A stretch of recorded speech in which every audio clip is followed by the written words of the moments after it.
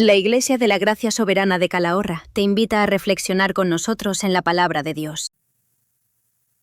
Te invito a que abras tu Biblia y leamos juntos en 1 de Timoteo capítulo 1, versículos del 12 al 20.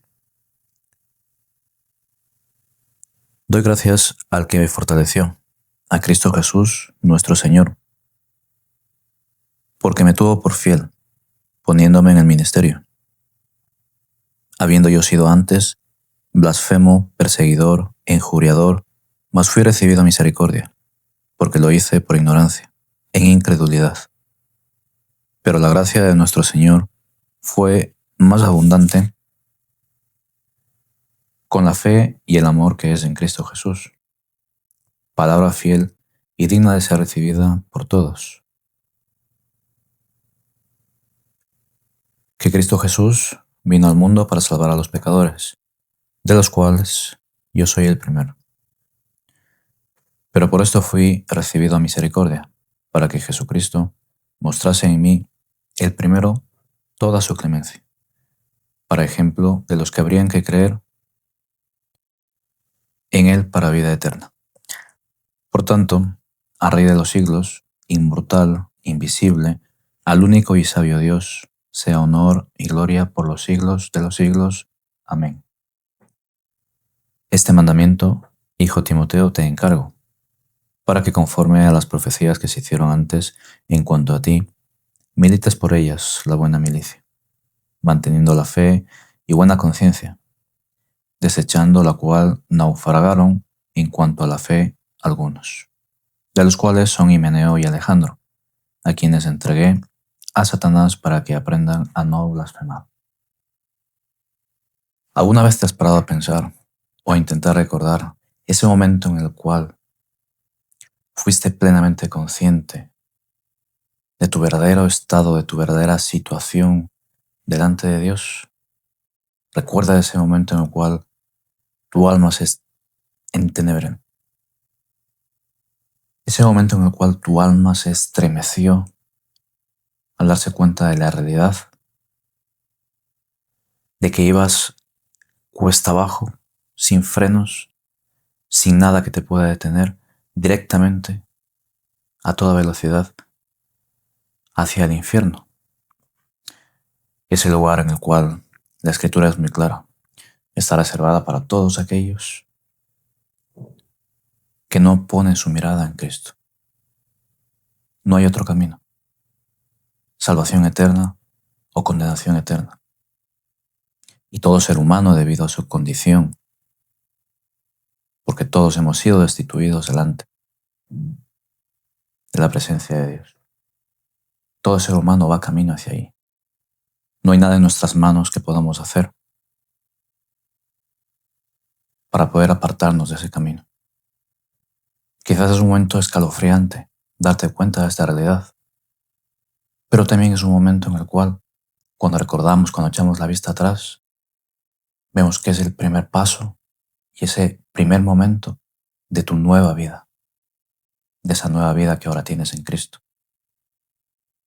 Que sin este paso previo de darte cuenta de la realidad, no habría sido posible.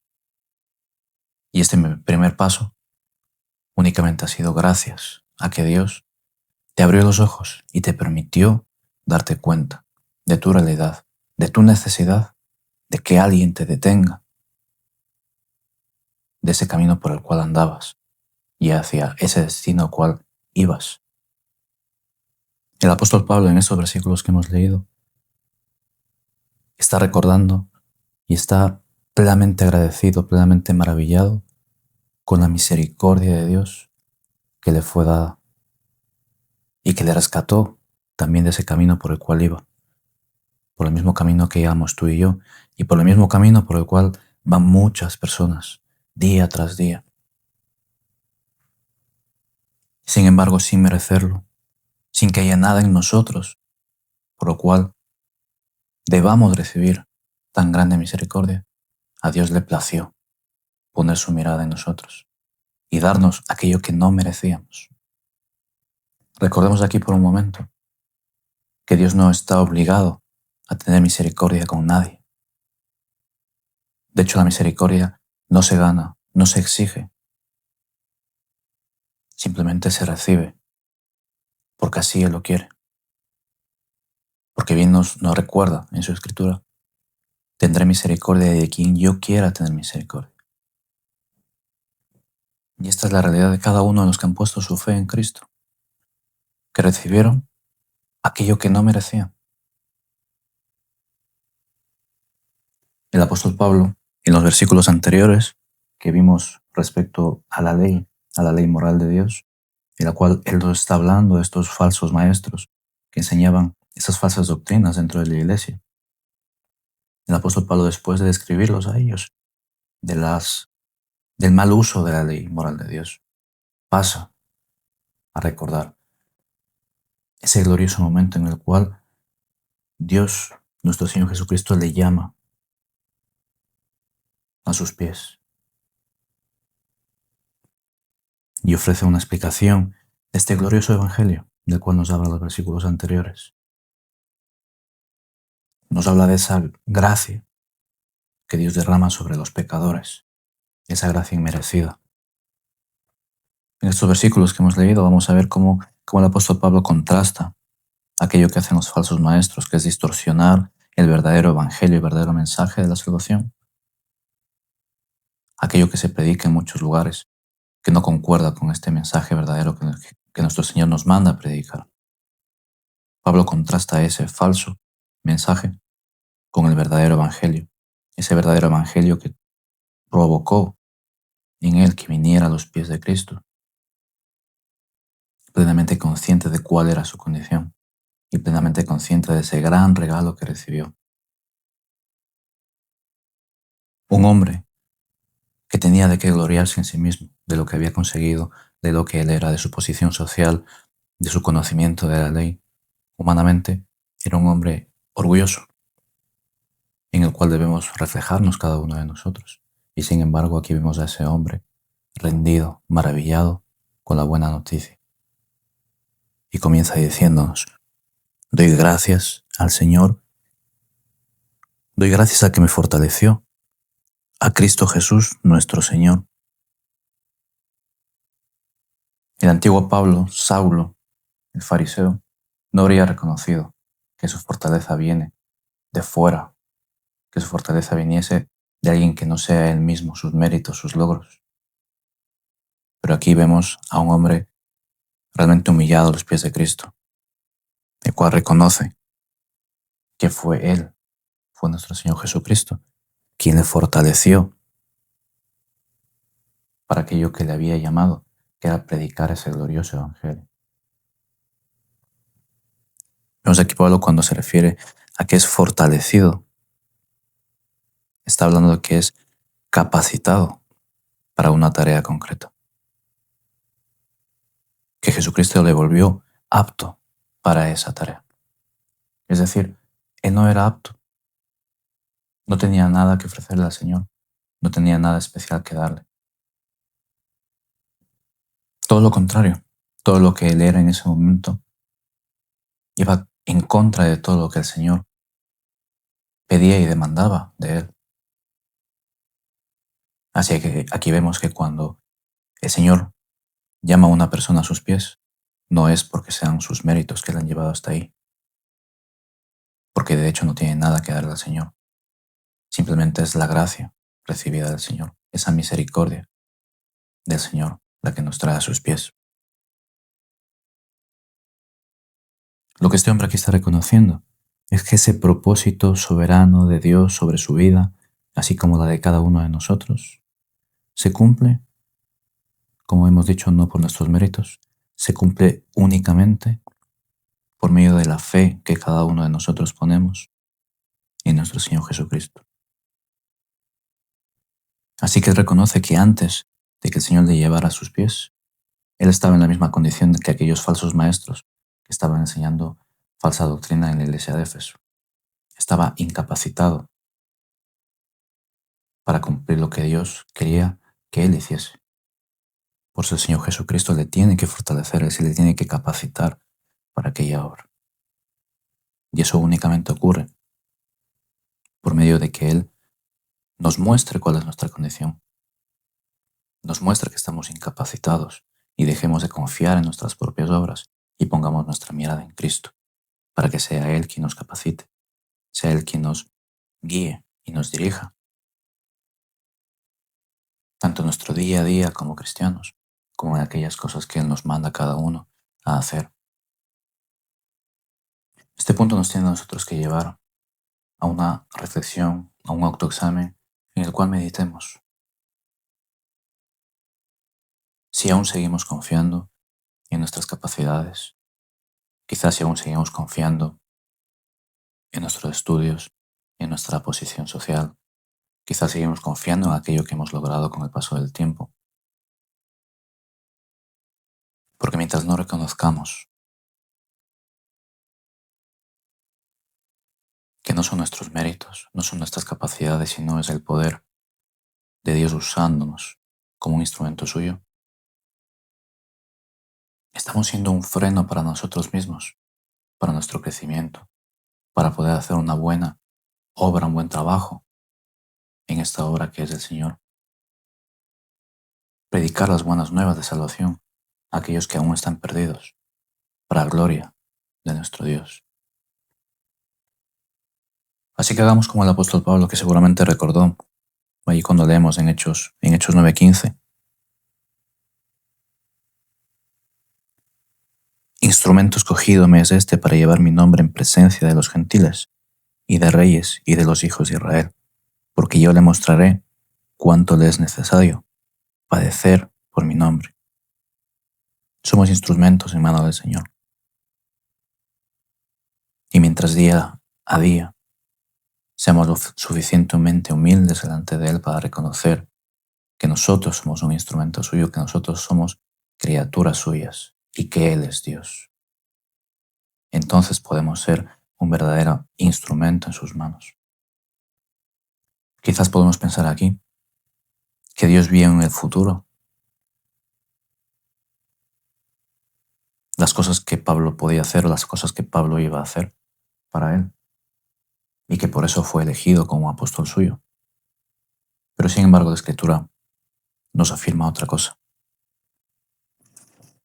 Busquemos Salmos 139:16.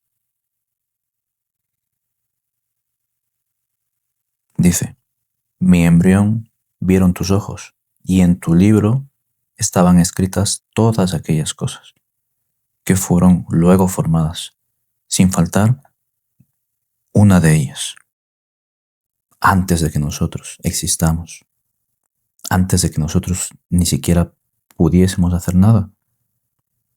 Él ya nos tiene en su mente. Él ya tiene en su mente aquello que nos mandará a hacer a cada uno de nosotros. Dice en otra versión: en tu libro se escribieron todos los días que me fueron dados, cuando no existía ni uno de ellos. Y leamos en Jeremías 1:5. Dice: antes que te formase en el vientre, te conocí, y antes que nacieses, te santifiqué, y te di por profeta a las naciones. Mis queridos hermanos, esto nos tiene que llevar a pensar, a meditar y a reflexionar, que en muchas ocasiones pretendemos decirle a Dios lo que puedo o lo que no puede hacer con nosotros en nuestra vida. Pretendemos nosotros darle permiso o no a Dios para lo que Él quiere hacer en nuestras vidas. Pero sin embargo, aquí vemos que Él antes, mucho antes de que nada existiese, Él ya sabe aquello para lo cual nosotros, cada uno de nosotros, vamos a servirle, lo que cada uno de nosotros nos va a mandar a hacer. Esto simplemente nos recuerda, mis hermanos, y nos tiene que llevar a la humildad delante de Él y reconocer quién Él es. No quitarle de su trono, no quitarle el lugar que a Él le corresponde, que es el lugar de Rey absoluto sobre todas las cosas, porque como bien dice la Escritura, todo fue hecho por medio de Él y para Él, para que su nombre sea glorificado por medio de su creación. y nosotros somos parte de esa creación, creados para gloria suya. Así que, como diremos nosotros, como vaso de barro, al buen alfarero, ¿por qué me haces así? ¿O por qué quieres hacer una cosa u otra? Quizás, si pensamos así, es porque no confiamos en que sus planes, sus propósitos para nuestras vidas son los mejores. Debemos reposar en esa verdad en la cual nos debe llevar a confiar en que todas aquellas cosas que suceden en nuestra vida y en nuestro alrededor, Él tiene un propósito con cada una de ellas y sus propósitos son buenos. Y esos propósitos que Él ha dicho que hará en nuestras vidas, mis hermanos, por seguro que así serán, porque no hay nada que pueda detener su mano. Dios no está esperando a ver si las cosas se dan como Él espera que se den. Simplemente las ordena y se da como Él quiere que se den. Recordemos que el soberano es Él, no lo somos nosotros. Aunque esto muchas veces choca con el orgullo humano y le llevan a rebelarse contra Dios y decir que cómo puede ser que Dios pueda ordenarle hacer una cosa u otra. Este hombre que fue quebrantado completamente por el Señor. Recordemos el momento ahí en Hechos 9 cuando se encuentra, cuando el Señor viene a buscar a Pablo. Repentinamente le rodeó un resplandor de luz del cielo y cayendo en tierra, oyó una voz que le decía, Saulo, Saulo, ¿por qué me persigues? E inmediatamente él dice, ¿quién eres, Señor? Yo soy Jesús a quien tú persigues. Dura cosa te es dar coces contra el aguijón. ¿Y qué responde este hombre? Señor, ¿qué quieres que yo haga? Mis queridos hermanos, cuando el Señor nos lleva a sus pies, no hay nada que nos aparte de eso. Aún nuestra propia voluntad no puede negarse, porque estaremos tan maravillados, tan convencidos de quiénes somos delante de Él. Estaremos tan convencidos de lo pecadores y lo necesitados que estamos de Él, que vendremos corriendo a sus pies, caeremos a sus pies y le diremos, Señor, ¿qué quieres que haga? Porque nos habrá abierto los ojos, nos habrá capacitado para poder ver nuestra condición tan perdida. Dice Timoteo, capítulo 1, 13, habiendo yo sido antes blasfemo, perseguidor e injuriador. Todo esto Pablo lo pudo ver en ese momento en el que se encontró con el Señor Jesús. Y a causa de él darse cuenta de cuál era su condición, blasfemo, perseguidor, injuriador. Como dice aquí, era el más grande de todos los pecadores, porque estaba incumpliendo absolutamente toda su ley moral. Estaba pecando contra Dios. Recuerden, amarás a Dios sobre todas las cosas. Lo estaba incumpliendo. Y amarás a tu prójimo como a ti mismo. También lo estaba incumpliendo, por supuesto. Estaba persiguiendo a la iglesia. Sangrientamente. Y no solo estaba persiguiendo a la iglesia, porque cuando incumplimos este segundo gran mandamiento, también estamos incumpliendo el primero. Así que por eso Pablo aquí reconoce. Soy el más grande de los pecadores. Y por eso él se llama el más pequeño de todos los santos. Porque sabe y reconoce que no merecía nada de lo que el Señor le dio. Y también reconoce cuál era su posición anteriormente, el más grande de todos los pecadores. Porque recuerden que si fallamos en un punto de la ley, fallamos en todos. ¿Y qué es el pecado? El pecado es incumplimiento de la ley. Así que sabemos todos por propia experiencia que no podemos cumplir su ley moral. Todos hemos sido pecadores. Y no porque nos volvamos pecadores cuando empezamos a pecar, sino que pecamos porque somos pecadores, porque esa es la condición en la cual nace todo hombre. Y por eso necesitamos de un Salvador. Necesitamos de un Salvador desde el vientre de nuestra madre. Recuerden como dijo el salmista, en pecado me concibió mi madre. Así que reconoce que fue recibido a misericordia. Es decir, a causa de ser un detractor completamente de la ley moral de Dios, sin embargo recibe aquello que no merece, misericordia. Y nos dice, lo hice por ignorancia, en incredulidad. Sin embargo, Él no está justificando el pecado cuando desconocemos que algo es pecado. Porque así como en el mundo natural, cuando infringimos una ley, el que desconozcamos de esa ley no quita que seamos juzgados por ella. El desconocimiento de la ley no nos exime de nuestra responsabilidad y por supuesto delante de Dios tampoco. Así que Pablo no recibe lo que merece, como ninguno de nosotros, sino recibe lo que necesita, misericordia. Necesita que la gracia del Señor sea más abundante, sea mayor que todos sus pecados. Y es lo que Él recibió.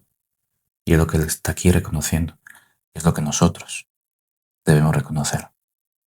Que no recibimos del Señor lo que merecemos, sino aquello que no merecemos. Y simplemente por gracia lo recibimos. Así que aquí vemos con claridad lo que explicamos la semana anterior. Una de las funciones que tiene la ley.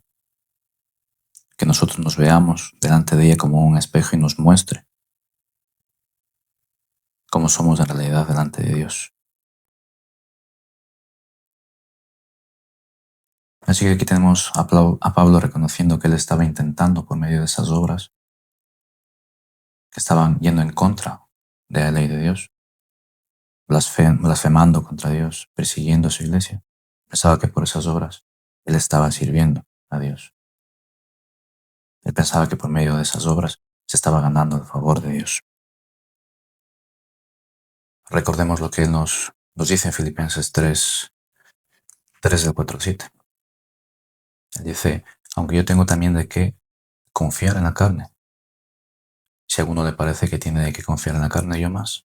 Circuncidado al 8º día, linaje de Israel, de la tribu de Benjamín, hebreo de hebreos, en cuanto a la ley, fariseo, en cuanto al celo, perseguidor de la iglesia, en cuanto a la justicia, que es en la ley, irreprensible.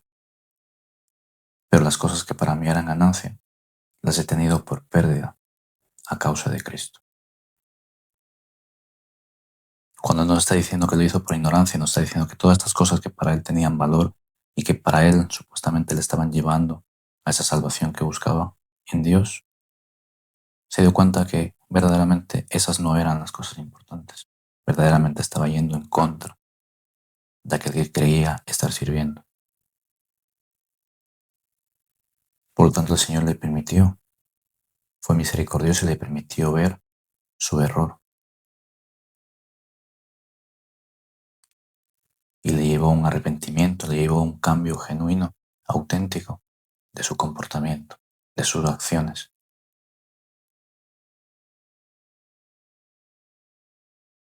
Quizás hay en nuestra vida acciones, pensamientos con los cuales nosotros estamos pensando que estamos dando un buen servicio a Dios. ¿Qué hay en nuestra vida con los cuales, las cosas con las cuales nosotros pensamos que estamos verdaderamente haciendo la voluntad de Dios? Debemos examinarnos. Debemos pedirle al Espíritu Santo que muestre aquellas cosas que hay en nosotros, con las cuales nosotros estemos verdaderamente persiguiendo a Cristo, o estemos persiguiendo a nuestros hermanos. Y pensemos en ignorancia de que estamos verdaderamente haciendo un buen servicio a Dios. Examinemos nuestras acciones, nuestros pensamientos, aquello que hacemos, aquello que decimos, aquello que pensamos. Porque es muy posible que nos estemos encontrando en la misma situación que Pablo, dando coces contra el aguijón, persiguiendo a aquel a quien decimos servir. Pensemos igual que Pablo. Pensemos lo mismo que estaba en su mente cuando estaba seguramente redactando esta carta. Y la idea es de que un pecador tan grande como lo era él, como él se percibía, como lo somos nosotros y como debemos percibirnos, hemos recibido una misericordia tan grande. Fijémonos lo que dice el apóstol Pablo en Romanos 5:20. Pero la ley se introdujo para que el pecado abundase, mas cuando el pecado abundó, sobreabundó la gracia. Como ya lo hemos comentado, una de las funciones de la ley es mostrar el pecado que hay en nosotros, mostrar nuestra incapacidad de ser justos ante Dios. Pero así de la manera como la ley revela y muestra el pecado que hay en nosotros, abunda el pecado porque somos pecadores completamente. De la misma manera, se nos muestra y eso nos da a conocer que existe una solución, que existe una salida. Y es la gracia. Una gracia que sobreabunda, una gracia que es inmensamente mayor que la totalidad de los pecados. Eso dice que sobreabunda la gracia. La gracia que el Señor trae sobre cada uno de los que ponen su fe en Jesucristo es inmensamente mayor. No hay pecado que no pueda ser cubierta por ella. Cada uno de los pecadores puede venir confiadamente, creer en Jesucristo y confiar que su peor pecado, el pecado más perverso que puede decir que haya cometido, puede tener la confianza que puede ser perdonado. Ese precioso regalo lo recibimos gratuitamente. Y esto es lo que le maravillaba a Pablo, porque él verdaderamente sentía y era consciente de lo pecador que era. Pero también el Señor le permitió entender y comprender que su gracia es inmensamente mayor que todo aquello que él pudo hacer y que todo aquello que tanto tú como yo pudimos haber hecho. Su gracia es mayor.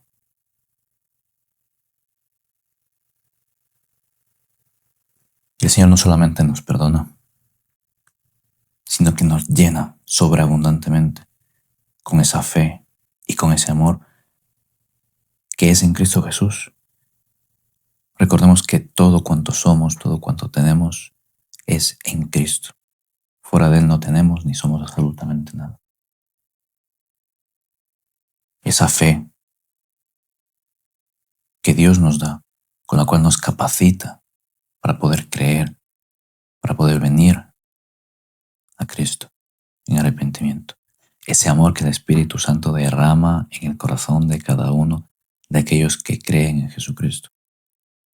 Esos dones son los que sobreabundan en cada uno de los creyentes. No es algo que puedan hacer de un corazón pecaminoso, sino que Dios nos lo da como un regalo, con los cuales nos capacita. Así como dijo Pablo en el versículo 12, doy gracias al que me fortaleció, al que le capacitó. De la misma manera nosotros somos capacitados para creer libremente en Jesucristo.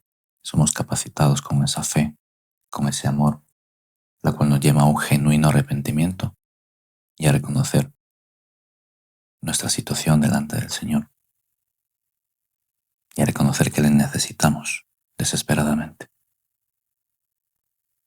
El autor de Hebreos en Hebreos 6, 18 y 19 nos dice que esta fe es el ancla del alma. Esta fe es la que nos permite mantenernos arraigados, firmes en Jesucristo. Esta fe la que nos permite estar asidos de aquel que nos salvó. Por eso sabemos que no es una fe que produce el ser humano, porque si fuese fruto del ser humano, un día estaríamos anclados a Cristo y otro día no. Sin embargo, es una fe que nos mantiene constantemente anclados nuestra alma a Jesucristo. Tiene que ser una fe muy superior a nuestras fuerzas, una fe que obre por medio del poder de Dios. Así que esta gracia, que sobreabunda en cada uno de los creyentes, día tras día fortalece esa fe, es mayor, y esa fe va a producir frutos dignos de arrepentimiento. Va a ser evidente en cada uno de los que confiesan a Cristo que esa fe es verdadera, por medio de esos frutos con los cuales darán gloria a nuestro Señor Jesucristo. Así que continuando en esta línea a donde nos quiere llevar el autor y lo que quiere que nosotros tengamos muy en cuenta en mi presente, es que absolutamente todo aquello que recibimos de parte del Señor es de manera inmerecida. Y Él se está deleitando en esto de tal manera que termina aquí en el capítulo 15 confesando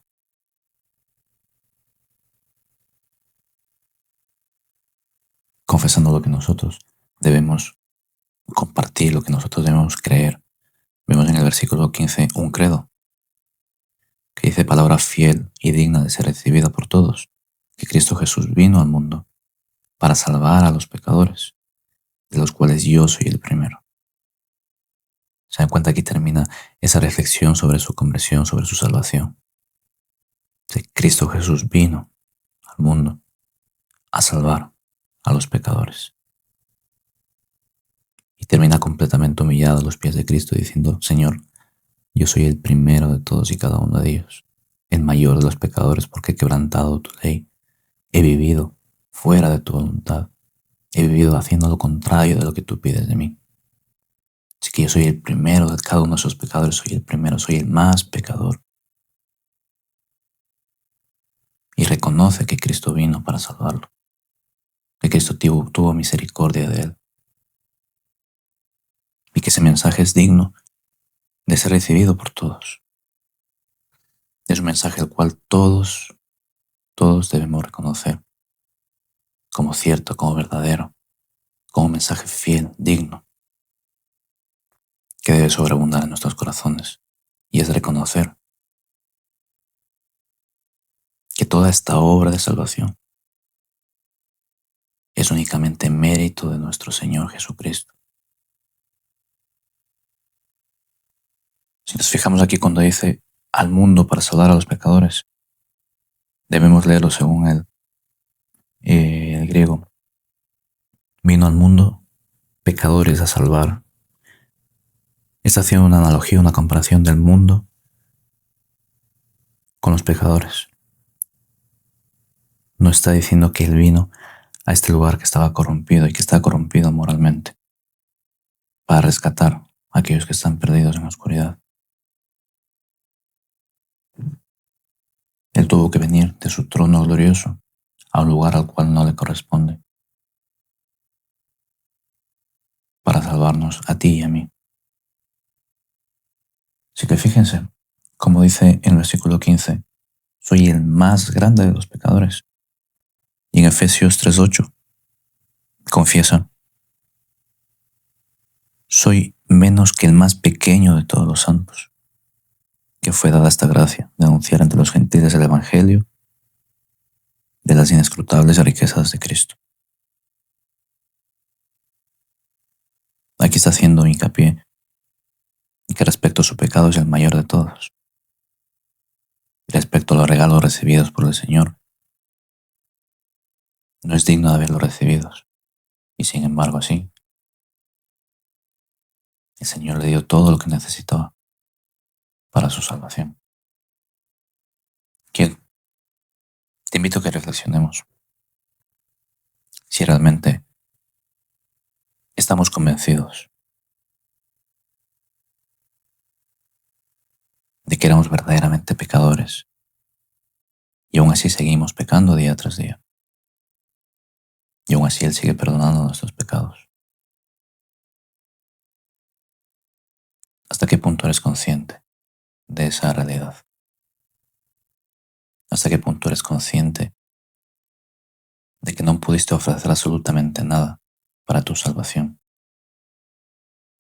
sino que toda esta obra se la tenemos que reconocer al Señor Jesucristo. Hay muchas personas que no son conscientes de esto y creen y piensan tener la capacidad de poder venir por sus propios méritos a Cristo. Incluso confiesan que creen en Jesucristo, pero fue porque ellos dieron el paso. Hay una canción muy famosa por ahí que suena bonita, es muy emotiva, que dice: he decidido venir a Cristo. Pero déjame darte una verdad, y es que tú no decidiste venir a Cristo. Cristo te atrajo hacia Él, te capacitó para que tú te dices cuenta de que necesitabas de Él y reconocer lo pecador que eres y lo necesitado que estás de Cristo. Porque aquel hombre que está muerto en sus delitos y pecados, aquel hombre que está corrompido, su mente entenebrecida y entregado completamente a sus pecados, no puede buscar lo que es bueno, no puede buscar lo que es justo, no puede buscar lo que es verdadero. Va a buscar todo aquello que es conforme a su corazón corrompido. Así que aquel hombre necesita que sea Dios quien venga a buscarlo, que sea Dios quien quite ese corazón corrompido y ponga un corazón conforme al suyo. Esa voluntad que está inclinada a buscar el mal, Dios viene y le cambia, le transforma, para que ahora voluntariamente pueda reconocer al Señor Jesucristo como su Salvador, como su Señor, como lo que verdaderamente necesita, como ese verdadero regalo, como esa salida, la única salida que tiene para no terminar en el infierno, que es a donde camina todo aquel que niega y no reconoce a Cristo. Así que hagamos un ejercicio de humildad y reconozcamos que nosotros no tenemos ninguna fuerza, ninguna capacidad para haber dicho en algún día: bueno, sí, hoy voy a creer en Él. No. Tú creíste cuando Él te capacitó con la fe verdadera, así como le ocurrió a Pablo. Ahí en camino a Damasco no le preguntó Pablo: ¿quieres creer en mí? No. Le cambió, le transformó. Y Pablo lo único que pudo hacer es decir: Señor, ¿qué quieres que haga? Como el padre que cuida de su hijo no le pregunta si quiere seguir corriendo y cruzar la calle sin ver los coches. El padre va, lo sujeta y lo rescata de que pueda ser atropellado. Jesucristo viene a nosotros y nos rescata para que no terminemos en el infierno condenados eternamente. Así que aquí tenemos en Pablo el verdadero ejemplo de una verdadera conversión. Cuando alguien ha nacido verdaderamente de nuevo y a medida que va conociendo más a Cristo, es cada vez más consciente del pecado que habita y que mora en él. Es cada vez más consciente de lo necesitado que está, de que Cristo siga obrando en su vida, siga transformando su vida.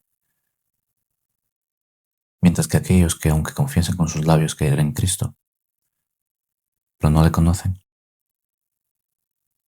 día a día van a hacer lo que hicieron los falsos maestros, de los cuales nos habla aquí en esta epístola. Pensar que ellos eran santos, que ellos eran buenos y que por lo tanto no necesitaban la ley, que la ley no era para ellos. Eso es lo que les ocurre a los falsos maestros.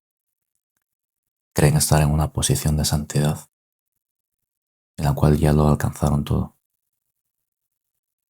incluso en la cual están por encima de aquellas personas que sí reconocen su pecado.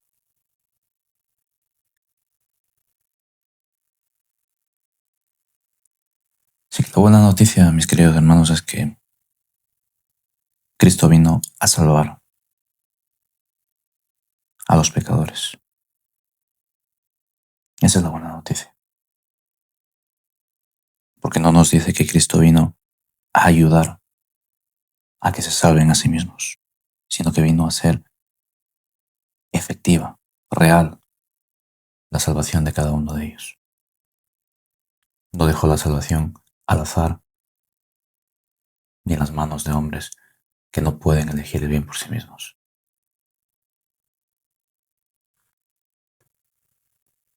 Nuestro Señor Jesús nos deja aquí un ejemplo de lo que Él hace y puede hacer en todos aquellos que están perdidos. Versículo 16. Pero por esto fui recibido misericordia, para que Jesucristo mostrase en mí, el primero, toda su clemencia, para ejemplo de los que habrían de creer en Él para vida eterna. Nos deja un ejemplo del poder que tiene el Señor para salvar a una persona, para rescatarlo de su estado de incredulidad, para rescatarlo de su orgullo, de su confianza en sí mismo y traerlo a la verdad que es Cristo. Aquí vemos el ejemplo en este hombre, que el Señor eficazmente y poderosamente le aplica, le da la salvación. Y no vemos por ningún sitio que el Señor le pregunta a Pablo si quiere o no quiere ser salvo. Lo salva porque es suyo. Porque nos dice Efesios 1, que antes de la fundación del mundo fuimos escogidos en Cristo. Ya éramos de Cristo desde la eternidad, cada uno de los que creen en el Señor. Así que cuando Él viene a dar su vida en la cruz, viene para ser verdaderamente efectiva esa salvación. No para que sea posible, sino que sea efectiva. Cuando nos dice aquí que fue recibido misericordia, no está hablando de que Él era un agente pasivo, que simplemente era un receptor de indulgencia y compasión. Es decir, la acción se realiza sobre Él. Él no tiene parte en esta acción de salvación. Es decir, Dios no coopera con Pablo. Él obra solo. Dios obra solo con su poder. El hombre no es cooperador con Dios en su salvación. Dios es omnipotente y soberano plenamente en la salvación de cada uno de nosotros, así como nos lo está mostrando con Pablo, que por eso nos dice aquí que lo pone como ejemplo para que nosotros veamos cómo Dios aplica esa salvación en el hombre.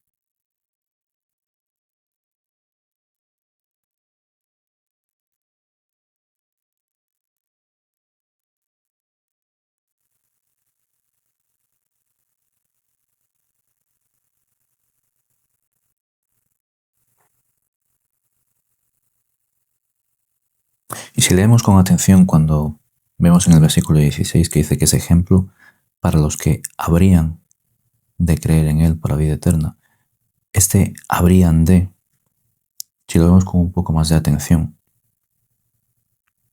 y estudiamos la palabra que está usando aquí, nos vamos a dar cuenta que se refiere a una acción gobernada por circunstancias externas a Él. Es una acción que se dará por medio de un plan divino externo a la persona. Podríamos entender ese habrían de por un ordenados a creer en Él para vida eterna. Y vemos que ese sentido está en perfecta armonía con lo que hemos estado viendo. Cuando usa aquí la palabra habrían de creer, nos está transmitiendo la idea de que es algo que va a ocurrir, que está ordenado que ocurra en algún momento del tiempo. Hicimos un momento a Mateo 11:14.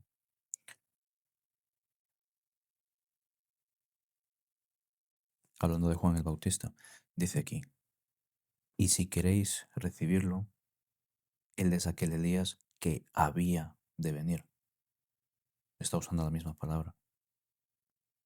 Y estaba ordenado, tenía que suceder que Él viniese.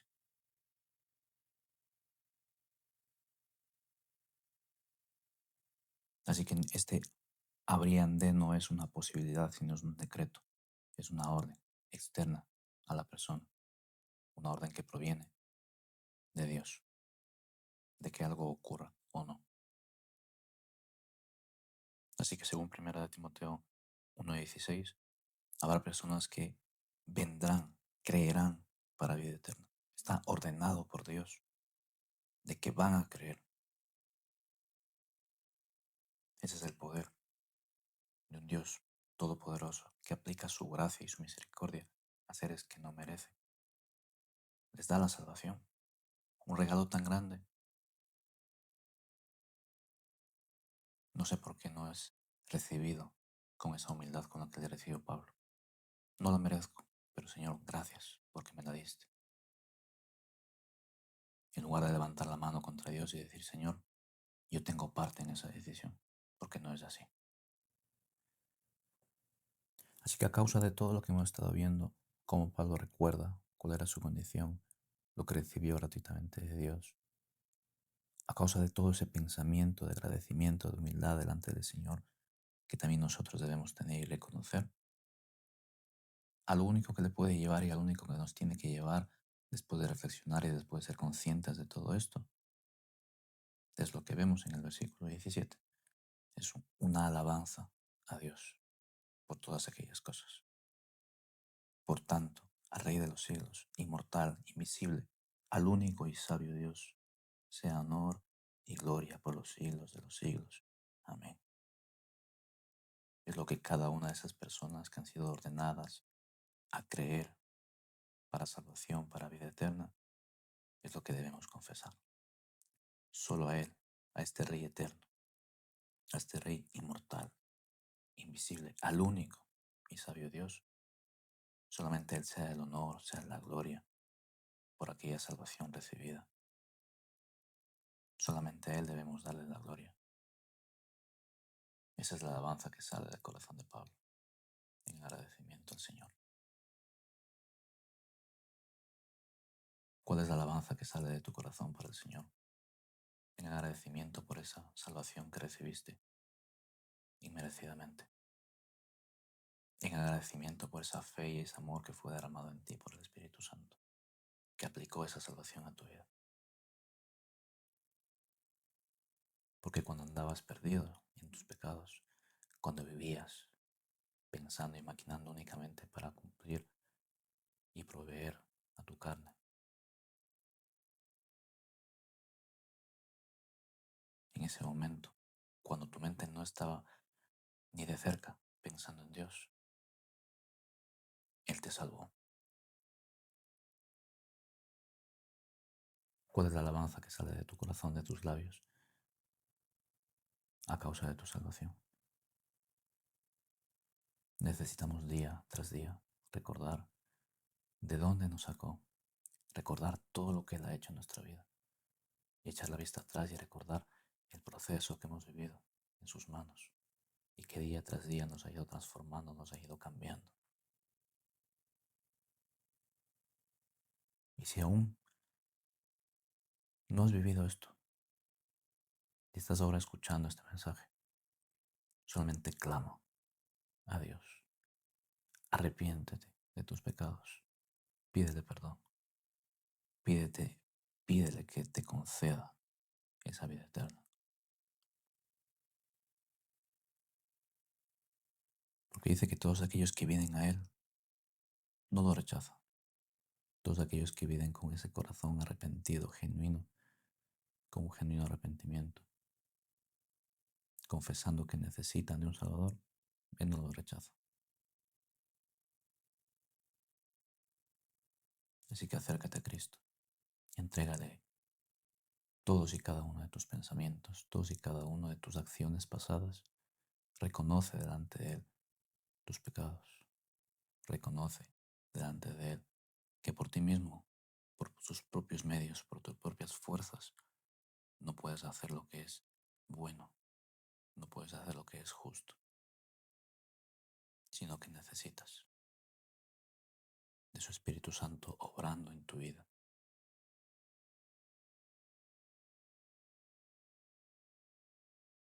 Necesitamos pedir ante el Señor y darle lo que le corresponde a Él. Todo honor, toda gloria. Al contrario de lo que un pecador necesita y merece, Jesucristo por su naturaleza, perfecta, plenamente santa, lo único que merece es honor, gloria y alabanza.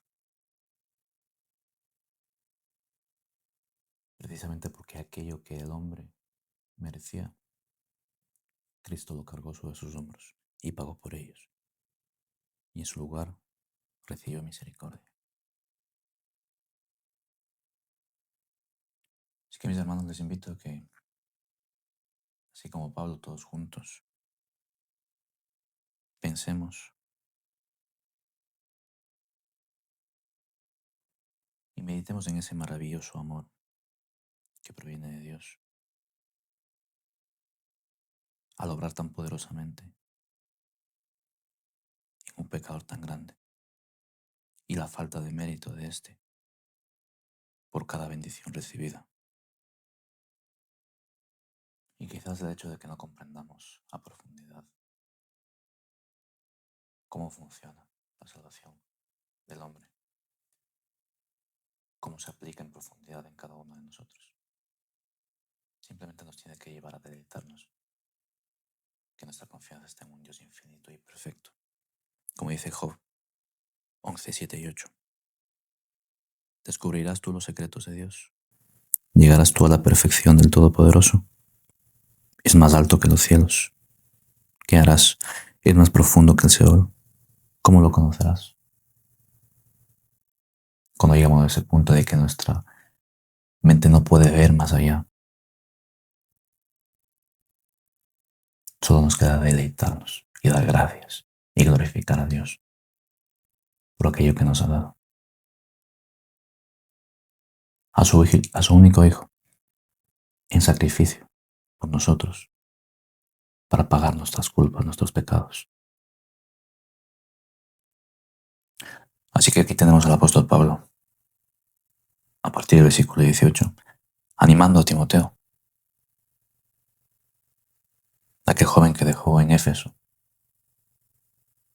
con este mandamiento de que permanezca firme en esa fe, que esa fe le guíe a obrar rectamente delante de Dios, que esa fe le lleve a pelear verdaderamente con un verdadero hijo de Dios, no apartándose de la verdad, no apartándose de la verdad del Evangelio, no predicando otra cosa que no sea el verdadero Evangelio de Jesucristo, reprendiendo, exhortando a todos aquellos que enseñaban cosas diferentes, aquellos que negaban la eficacia del verdadero Evangelio. Y le recuerda que aquellos como Himeneo y Alejandro, que negaron el Evangelio, negaron la verdad, ellos naufragaron, es decir, una pérdida total.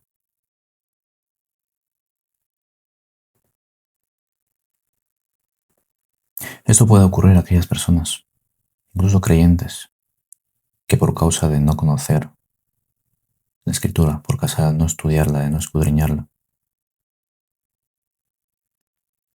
pueden rechazar el verdadero Evangelio e ir detrás de enseñanzas falsas, más llamativas, quizás más acordes con el pensamiento humano. Pero esto les va a llevar a un naufragio espiritual. Esto no significa que aquellos verdaderos creyentes pierdan la salvación, pero sí se encontrarán en una situación espiritual de calamidad.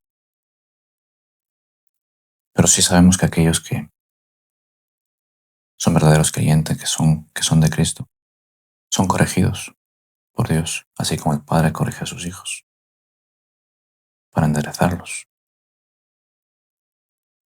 Dentro de la iglesia también existe y debe existir un proceso de disciplina por el cual se corrija a aquellos que están apartados de la verdad, por aquellos que pueden ser una mala influencia en la iglesia y corromper al resto del rebaño. Dentro de esta disciplina puede ocurrir lo que les ocurrió a estos, Himeneo y Alejandro, que fueron expulsados de la comunión de la iglesia y fueron entregados a Satanás, fueron entregados al sistema de este mundo, expulsados de la comunión de la iglesia.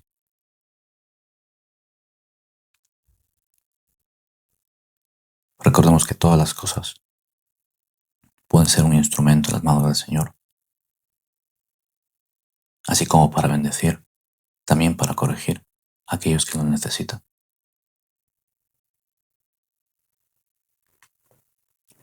Aquí Pablo, cuando nos dice que fue entregado a Satanás,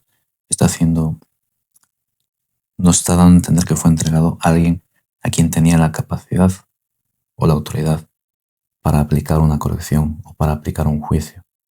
En este caso, es para que ellos aprendan a no blasfemar. Es para que reciban una corrección. Esto nos debe llevar a recordar que en la iglesia es necesaria la disciplina, es necesaria la corrección. Pero el fin último de esto tiene que ser la restauración de esas personas. Para que después de que hayan aprendido, después de que hayan cambiado algún tipo de comportamiento, vengan en arrepentimiento y sean restaurados para volver a estar nuevamente en comunión con la iglesia. Así que el hecho de ser cristianos, el hecho de haber recibido la salvación por gracia, no debe ser un sinónimo para vivir de tal manera que vivamos pecando,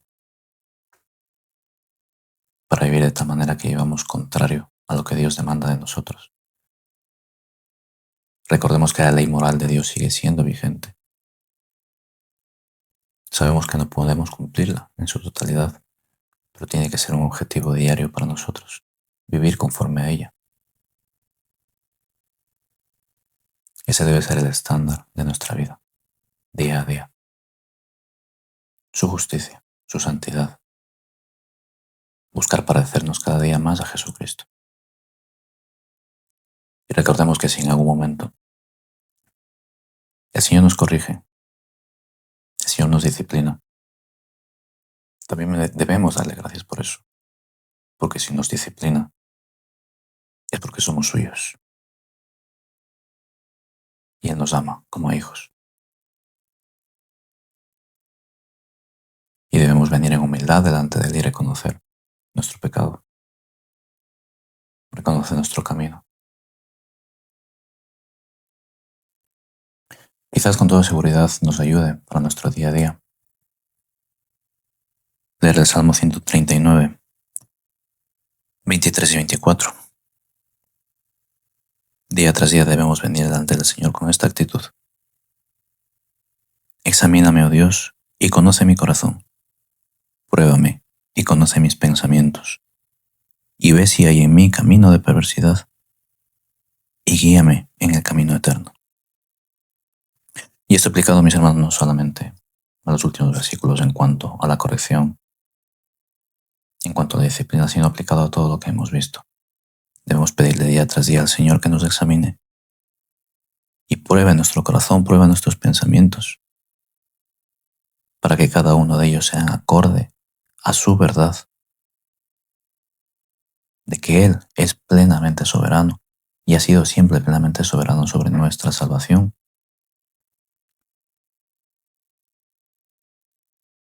Y que nuestro corazón se mantenga en un estado de humildad. Que nuestro corazón constantemente reconozca quién es Él. Y pedirle que día tras día nos guíe por ese camino eterno. A que de manera efectiva hemos sido llamados para creer en Jesucristo.